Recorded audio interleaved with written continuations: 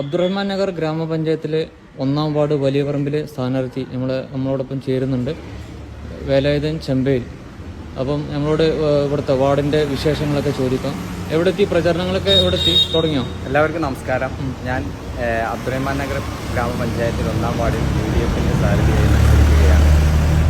വാർഡിൻ്റെ പ്രവർത്തനങ്ങളൊക്കെ ഏകദേശം 1-ാം ഘട്ടം അവസാനിച്ച്, ആദ്യഘട്ട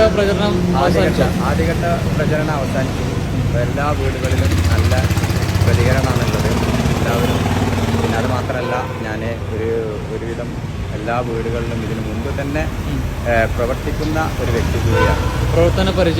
പ്രവർത്തന പരിചയം കൂടുതലായിട്ടുള്ള ഒരു വ്യക്തിയാണ്.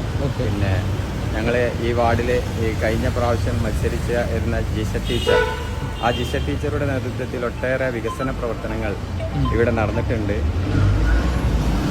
അതിലൊക്കെ ഒരു പങ്കുവഹിച്ച ഒരു വ്യക്തി കൂടിയാണ്.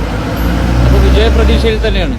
വിജയപ്രതീക്ഷ ആണ്. എല്ലാ ജനങ്ങളിൽ നിന്നുള്ള എല്ലാ പ്രതികരണവും വിജയിക്കാനുള്ള എല്ലാ സാധ്യതകളുമുണ്ട്.